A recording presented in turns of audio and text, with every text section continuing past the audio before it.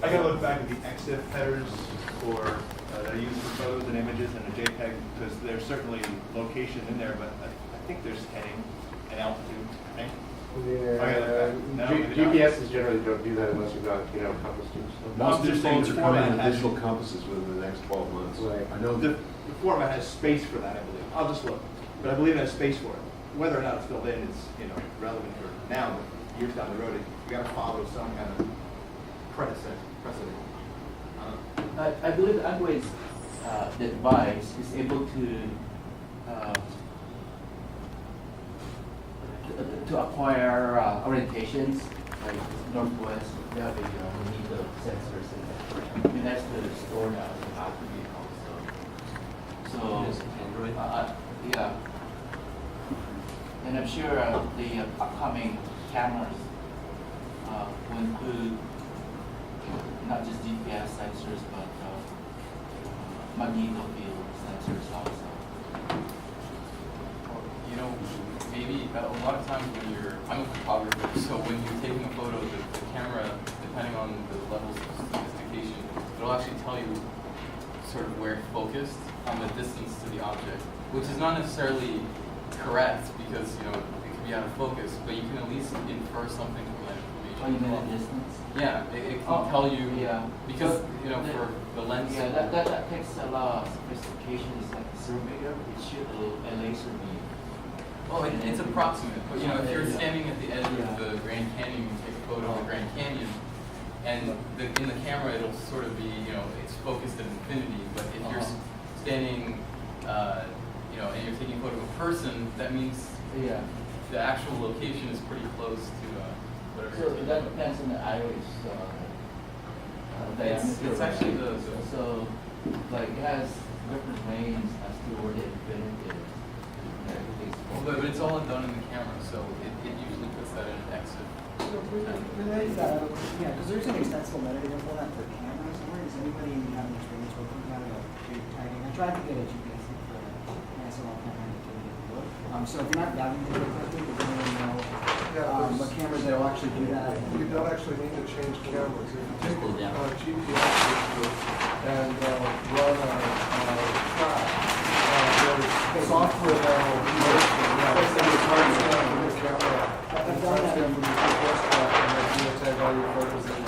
I've done that with 3D master details, especially because you need to sync with time. So I'm wondering about this accuracy question, which is different from precision. If all these people are gathering data just wrong, as opposed to precise, how do you handle that? And it is good, because I've tried out some other solutions and I haven't gotten to work very well. I don't know if anybody knows anything about it. That's true, not just with photos, but with any of this stuff. Like, if you really do get as much content as would be amazing to see, just do a Google search for any random stuff. Like, half of the stuff you find is completely irrelevant or garbage. So, if you're walking on the street and we actually are able to put all of this information there, there's still the issue of, the librarian issue. Like, someone has to sort of organize it and say, okay, this is good information, and this is just graffiti. Which I actually saw, there's a website, I don't remember the name right now, where they sort of did the Google Street View thing, but with a stereo camera, and you can actually put graffiti on buildings. And, that actually is the application. You can, draw on the buildings. So that was the Earthline, the Wild Style, Wild City. Which is cool, and it's very applicable. Well, it's just graffiti. The interesting thing, though, is, as you were describing, the way that Earthline does their capture is that it is all very geo-referenced, right? And so they actually understand the 3D sort of model of what they're capturing. Now, that's great in the Earthline solution, but it's not something, for instance, that you'll find in the Street View, at least at this time. So, Earthline, every pixel is geolocated. You can actually have a separate URI for every pixel. Is there a lot of the focus has been on the navigation and use of information once it is in a system that you can access? Is there any either interest or insight in how you make large community users of various levels of skill able to put stuff in there and get material into a database? Or is that end working well? What's your use case again? Like, who's the user that wants to put this in and why? What's their motivation to put it in? So we have a dinner, or we have a big gathering, and a lot of people come and we talk about the places that we are walking through and seeing. That's what our project does. And in the wake of that, there's a lot of photos, there's a lot of, somebody thought of the essay their friend wrote, somebody else, there was music that night, and all these different people who are involved want to place that information in an accessible thing. And we want it to be placed by that large user group into a map-based system. They want each one of them, and again, including my mom and me, I'm really pretty basic level. I can get in there and look for things and make a lot of mistakes. I want all those people to be able to attach the thing to a picture that when the other user walks past, that file is visible, or the tag cloud suggests that something's there. Yeah, the other use case is handheld augmented reality, where the viewfinder is actually the spatial viewer. So you put tags on visual objects, see them through here instead of through the map.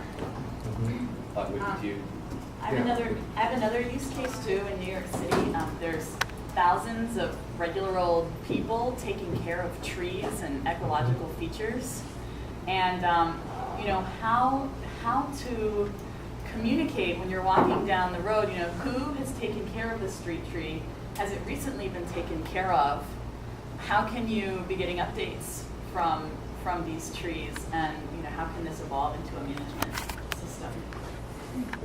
Also for ornamental architecture, I mean, if you're in Venice or Paris or something, there's all kinds of like Baroque and interesting architectural features of the building. One thing is that it's illegal for us to decorate our world right now. We're not allowed to write on the streets or scribble on things. So doing it in VR, we could maybe do it. There is some people in Wellington. They wanted to track their post office boxes, I guess, and that's kind of hard to track. So somebody built a Street View viewer for them that annotates Street View, so they can go through and look and see the location of all their post boxes. And they actually managed to, they're using Street View in the JavaScript API, so they just managed to hack annotations on top of that. And they actually, it's cool because as you rotate, you can actually see the annotations change position. So it's a really nice job doing that. And that was just for the Wellington government to help them track stuff that is otherwise kind of hard to track.